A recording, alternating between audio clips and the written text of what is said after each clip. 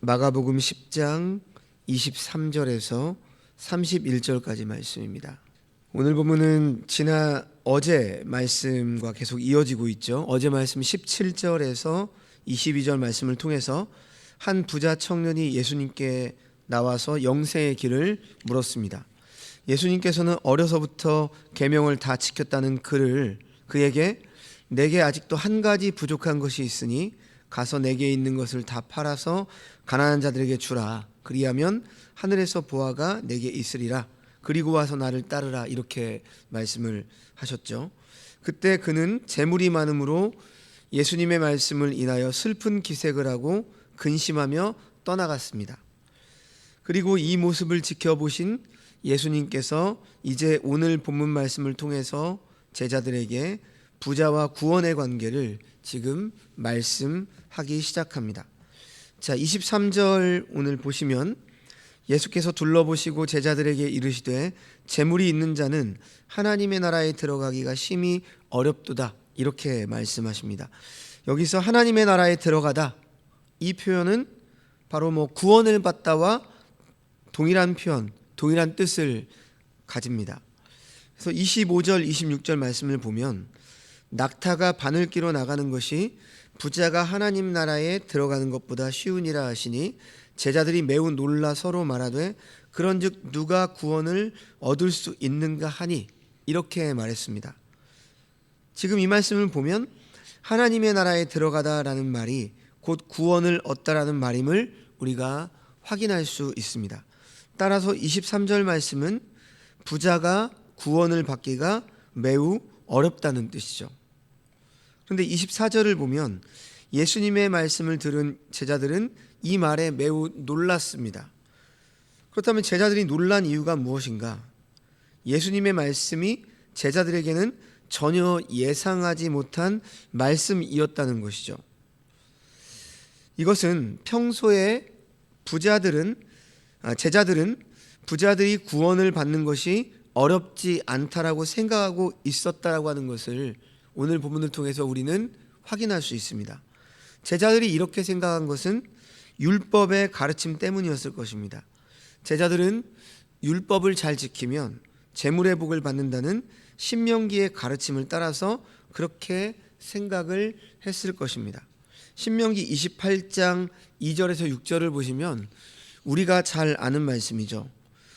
내가 내 하나님 여호와의 말씀을 청종하면 이 모든 복이 내게 임하여 내게 이르리니 성읍에서도 복을 받고 들에서도 복을 받을 것이며 내 몸의 자녀와 내 토지의 소산과 내 짐승의 새끼와 소와 양의 새끼가 복을 받을 것이며 내 광주리와 떡반죽 그릇이 복을 받을 것이며 내가 들어가도 복을 받고 나가도 복을 받을 것이니라. 이 말씀이 있습니다.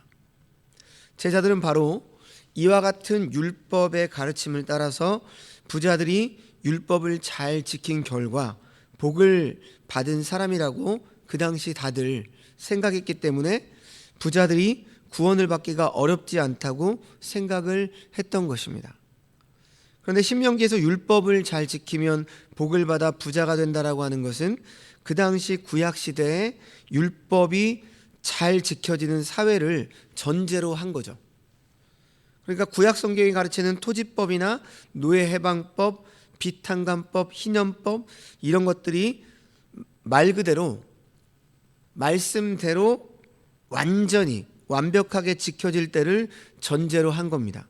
하지만 우리가 아는 것처럼 실제로 구약시대의 이러한 율법들은 죄악된 인간의 탐욕으로 인해서 제대로 지켜지지 않았습니다.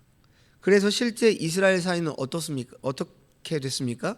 토지를 잃은 사람들이 생겼고 노예가 되는 사람들이 많이 생겨난 거죠. 그리고 그러한 사회 속에서 부자들은 법을 어기며 부를 축적하는 경우가 많이 있었습니다.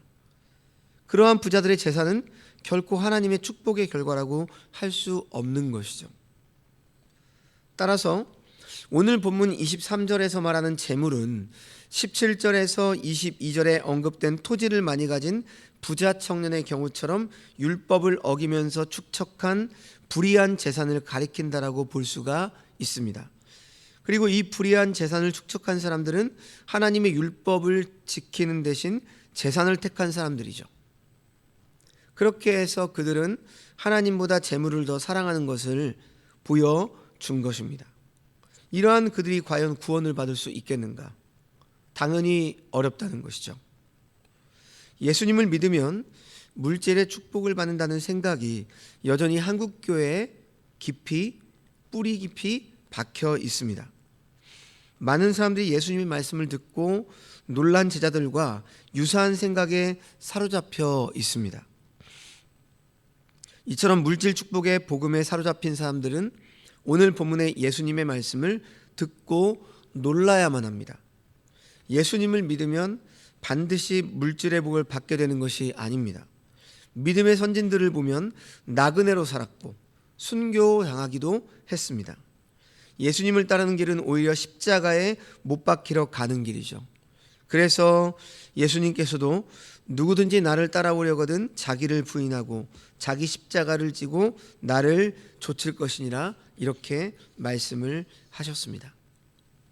성도 여러분, 십자가의 길을 거부하고 재물의 복을 받기 위해 예수님을 믿고 따르는 사람들이 있습니까? 성경은 오늘 말씀에 그들이 구원을 받기가 심히 어렵다라고 말씀을 하십니다. 그들은 교회에 다니고 예배에 참석하고 직분자가 될 수는 있습니다. 그러나 구원받는 것은 심히 어렵습니다. 이 말씀은 바로 예수님이 직접 하신 말씀임을 우리는 기억해야 합니다. 부자가 얼마나 구원을 받기가 어려운지 예수님께서는 이제 비유를 통해서 명확히 알려주십니다.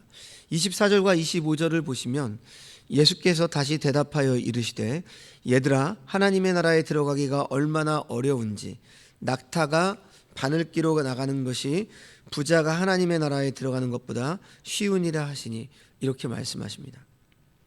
낙타가 바늘기로 통과를 할 수 있을까요? 없죠. 근데 여기에서 바늘귀가 예루살렘 성문 중에 하나로서 낙타가 짐을 내려놓아야 통과할 수 있는 그런 낮은 문이라고 주장하는 사람들도 있습니다. 하지만 그러한 성문이 9세기 이전에 있었다는 증거는 없습니다. 그러니까 지금 이 말씀 낙타가 바늘귀로 통과한다라고 하는 이 표현은 그야말로 과장법이죠. 비유를 통해서 말한 과장법입니다. 불가능하다는 거죠. 그래서 26절을 보면 제자들이 매우 놀라 서로 말하되 그런즉 누가 구원을 얻을 수 있는가라고 했습니다. 제자들은 예수님의 말씀을 듣고 사람이 구원을 받는 것은 불가능하다는 결론을 내린 것이죠. 예수님의 말씀대로라면 도대체 누가 구원을 받을 수 있단 말인가? 부자가 구원을 받는 것이 낙타가 바늘길을 통과하는 것처럼 불가능하다면 가난한 자가 구원을 받는 것은 더더욱 불가능하지 않겠는가? 이런 생각을 한 거죠. 부자들이 율법을 잘 지켜서 물질의 복을 받은 자들이라고 생각한 제자들에게는 그러한 복을 받지 못하는 가난한 사람들은 더욱 구원을 받기가 어렵다고 보았다는 것이죠. 그런데 이러한 생각을 가진 제자들에게 예수님은 뭐라고 말씀을 하세요? 27절을 보십시오. 예수께서 그들을 보시며 이르시되 사람으로는 할 수 없으되 하나님으로는 그렇지 아니하니 하나님으로서는 다 하실 수 있느니라 이렇게 말씀합니다. 예수님께서는 사람으로는 할 수 없지만 하나님으로서는 다 할 수 있다 이렇게 말씀하십니다. 즉 이 말은 사람은 스스로의 구원은 절대 불가능하다라는 말씀이죠. 부자이든 가난한 사람이든 사람의 능력으로 구원을 받는 것은 불가능하다는 것입니다. 그러나 사람에게 구원이 가능한 이유가 있다면 그 이유는 무엇입니까? 구원의 능력이 사람에게 있지 않고 오로지 하나님께 있기 때문이라고 하는 것이죠. 그렇습니다. 구원은 전적으로 하나님의 손에 달려 있습니다. 가난하다고 해서 구원을 받는 것도 아니고 부자라고 해서 구원을 받지 못하는 것도 사실 아닙니다. 가난하든 부유하든 물질의 소유의 정도와 상관없이 오직 하나님의 주권적인 역사로 하나님의 은혜가 임할 때 구원을 받을 수 있는 것이죠. 성도 여러분, 구원받기 불가능한 부자가 불의한 재물을 포기할 수 있도록 변화시키는 능력은 바로 하나님께 있습니다. 그러므로 구원은 사람에게 있지 않고 오직 하나님께 있는 것입니다. 자, 그러면 예수님의 이 말씀에 대한 베드로의 반응은 어떻습니까?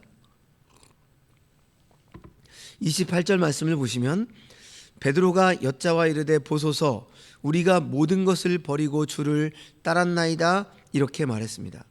실제로 제자들은 모든 것을 포기하고 예수님을 따랐습니다. 지금 베드로의 말은 자신들이 부자와는 달리 예수님의 요구대로 행한 자들로서 영생을 얻었고 더 많은 보상을 받을 수 있을 것이라고 생각을 한 것입니다. 하지만 예수님께서는 배와 그물을 버리고 주님을 따르는 베드로에게 구원은 재물만을 버린다고 되는 것이 아님을 알려주십니다. 29절 30절 말씀이죠. 예수께서 이르시되 내가 진실로 너희에게 이르노니 나와 복음을 위하여 집이나 형제나 자매나 어머니나 아버지나 자식이나 전토를 벌인 자는 현세에 있어 집과 형제와 자매와 어머니와 자식과 전토를 100배나 받되 박해를 겸하여 받고 내세의 영생을 받지 못할 자가 없느니라 이렇게 말씀하시죠. 먼저 가족과 재산을 버리기까지 해야 된다라고 말씀합니다. 그런데 지금 예수님이 하신 이 말씀은 일부러 모든 혈연 관계를 끊고 가진 재산을 다 버려야 된다는 그런 의미의 말씀이 아닙니다. 예수님을 따르고 복음 전도 사역에 동참할 때 그런 것들이 필연적으로 장애가 될 수 있기에 그것을 초월할 수 있어야 한다는 것이죠. 그런 자는 예수님을 따르고 복음 전도 사역에 동참하느라고 그것들을 상실한 자는 이 세상에서도 100배나 더 받게 된다라고 말씀을 합니다. 지금 본문에서 100배나 받되라는 표현은 풍족하게 받는다는 말이죠. 그것 자체가 풍요로워진다는 의미도 있고 그것들 이상의 위로와 가치를 얻는다는 의미도 되는 것입니다. 다음으로 박해를 겸하여 받아야 한다라고 말씀을 합니다. 예수님을 따를 때 가족관계와 재산관계를 상실할 뿐 아니라 거기에다가 핍박을 받을 경우도 많다라는 것이죠. 그런데 이러한 박해는 예수님을 따를 때 오는 적극적인 핍박으로 고난을 받은 사람은 내세 하나님의 나라에서 영생의 기쁨을 많이 누리게 될 것이라고 말씀을 하는 것입니다. 예수님을 따르느라 포기하고 고난당한 것은 이 세상에서뿐 아니라 내세의 하나님 나라에서도 비교할 수 없는 삶을 영위하게 된다라고 하는 것이죠. 그런데 성도 여러분, 지금 이러한 변화, 이러한 삶, 그러니까 집이나 형제나 자매나 어머니나 즉 가족을 다 땅을 버리는 삶, 그리고 핍박을 겸하여 받는 삶, 과연 우리의 힘으로 가능할까요? 불가능한 것입니다. 사람으로서는 불가능한 일이죠. 그러나 하나님께서는 이러한 변화를 가능하게 하십니다. 오늘 보면 27절을 다시 보십시오. 오늘 말씀에서 가장 중요한 주제의 말씀이죠. 사람으로는 할 수 없으되 하나님으로는 그렇지 아니하니 하나님으로서는 다 하실 수 있느니라. 그렇습니다. 하나님의 구원의 능력은 우리로 하여금 집이나 전토나 가족마저도 복음을 따르기 위해서 포기하게 만듭니다. 성령 하나님께서는 불의한 재산을 처분하여 가난한 자들에게 나누어 줄 수 있게 우리를 감동시킵니다. 가족이 예수 믿는 것을 반대할 경우에도 신앙을 잃지 않고 지킬 수 있도록 우리에게 힘과 용기를 주십니다. 또 가족에게만 베푸는 이기적인 사랑에서 벗어나서 세상 사람들을 긍휼히 여기게 하십니다. 이러한 변화를 보이는 사람은 하나님께서 구원하시고 계신 사람이죠. 그는 예수님의 말씀에 토대하여 구원의 확신을 가질 수 있는 사람입니다. 그런데 예수님께서 말씀하시는 이러한 구원과는 행위 구원론이 절대 아닙니다. 구원의 조건은 예수님과 복음임을 29절에서 분명히 말씀하고 있죠. 예수께서 이르시되 내가 진실로 너희에게 이르노니 나와 복음을 위하여 집이나 형제나 자매나 어머니나 아버지나 자식이나 전토를 벌인 자는, 이렇게 말씀합니다. 이 말씀에 기초해서 볼 때 예수님께서 말씀하시는 집이나 토지나 가족을 포기하는 행위는 막연한 자신의 선행이 아니고요, 예수님과 복음을 위하여 행하는 믿음의 실천인 것이죠. 이것은 믿음의 열매입니다. 그런데 이러한 열매는 예수님과 복음에 대한 믿음의 반응이 있을 때만 가능한 것이죠. 따라서 예수님의 구원과는 행위 구원론을 가르치는 것이 아니라 복음과 믿음을 전제로 한 구원을 말씀하고 있는 것입니다. 그렇지만 결코 행위 없는 구원을 또한 가르치는 것도 아닙니다. 예수 없는 구원이 있을 수 없듯이 행위 없는 구원의 확신을 우리는 가질 수가 없는 것이죠. 그래서 지금 제자들에게 이런 말씀을 하고 계십니다. 그리고 또 한편으로 이렇게 이것을 해석할 수 있죠. 너희가 정말 나와 복음을 위해서 모든 걸 버리고 나를 따르고 있으니까 너희들이 받을 그 믿음의 결과는 바로 이런 것이다. 내세에 영생을 받지 못할 자가 없다. 이런 말씀을 하고 있는 것이죠. 자, 이제 마지막 31절을 보시면 예수님은 결론적으로 이렇게 말씀을 하십니다. 그러나 먼저 된 자로서 나중되고 나중된 자로서 먼저 될 자가 많으니라. 예수님은 앞에서 가족관계와 재산관계를 포기하고 예수님을 따르는 자, 그리고 박해를 겸하여 받는 자에게 보상에 대해서 말씀을 했습니다. 베드로와 제자들은 그 말씀을 들으면서 당연히 자기들은 그러한 보상을 받은 자들이라 생각을 했을 것입니다. 적어도 그들은 가족과 고향과 재산을 버리고 예수님을 실제로 따랐고 예수님의 복음 전도 사역에 동참하느라 많은 수고와 핍박을 받고 있기 때문입니다. 하지만 예수님은 지금 그 당시에 속담의 형식을 빌어서 그들의 생각에 일침을 가하고 계십니다. 먼저 된 자가 나중이 될 수 있고 나중된 자가 먼저 될 자가 있다라고 하는 것이죠. 예수님을 따라 복음 전도 사역을 위해 헌신하는 것에 대해서 사람들이 보는 평가와 다르게 하나님의 평가는 다를 수 있다라고 하는 것입니다. 이것이 하나님 나라의 법칙이라는 것이죠. 자, 오늘 말씀은 여기까지인데요.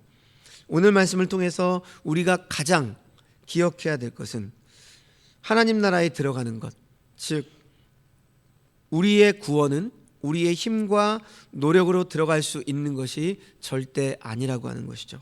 오직 하나님의 주권으로 하나님만이 하시는 일임을 우리가 기억해야 합니다.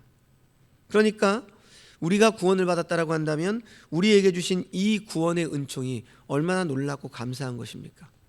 우리의 능력, 우리의 재물의 유무, 우리가 가지고 있는 어떤 노력, 이런 것들이 아니라 오직 하나님만이 하시는 그러한 구원, 그 구원 안에 우리가 속해 있음에 먼저 감사하고, 그리고 오늘 마지막 부분에 우리 주님께서 하신 말씀을 기억하시면서 바로 하나님께서 모든 것을 다 하신다. 우리가 제자의 삶을 살아가는 것도 우리가 스스로 노력해서 사는 것이 아니라 하나님께서 구원하시고 우리에게 그러한 삶을 살도록 힘을 주시고 능력을 주신다. 그러므로 우리는 힘을 내어 더욱더 이 땅에서 참된 복음을 전하는 제자의 삶을 살아갈 수가 있다. 이 말씀을 우리가 믿고 의지하며 우리의 삶을 주님과 복음을 위해서 살아가시는 주의 백성, 제자들이 되시기를 주님의 이름으로 축원합니다. 기도하겠습니다. 하나님 아버지, 오늘 말씀을 통해서 부자가 하나님 나라에 들어가기가 어렵다라고 말씀하시는 그 말씀을 시작으로 부자이든 가난한 사람이든 오직 구원은 하나님의 전적인 은혜의 역사임을 오늘 우리 주님은 말씀하십니다. 바로 그러한 놀라운 구원을 소유하고 선물로 받은 자가 우리들을 먼저 기억하게 하시고 그 구원의 은혜에 감격하며 이 땅을 제자로서의 삶을 살아가는 우리가 되게 하여 주옵소서. 제자의 삶은 바로 모든 것들을 버리며 주님만을 최우선시하는 그러한 삶임을 오늘 말씀을 통해서 우리가 또한 배웁니다. 그러나 이러한 모든 삶은 우리 스스로는 절대 할 수가 없고, 구원이 주님께 있듯이 제자의 삶을 살아가는 원동력도 바로 주님의 능력, 주님의 은혜로서만 가능하다는 사실을 오늘 말씀을 통해서 다시 한번 확인하며, 그러한 능력을 우리에게 주셨사오니 우리가 우리의 삶을 늘 구원의 감격 가운데 살아가며 주님과 복음을 위해서 믿음의 삶을 살아가는 주의 백성 다 되게 하여 주시옵소서. 재물 많은 사람처럼 슬픈 기색을 띠고 근심하며 주님을 떠나는 자들이 되지 않게 하여 주시고, 오직 하나님 나라와 복음을 위하여 버릴 것을 버리고 우리 주님을 따라가는 참된 제자가 되게 하여 주옵소서. 모든 말씀 예수님의 이름으로 기도합니다. 아멘.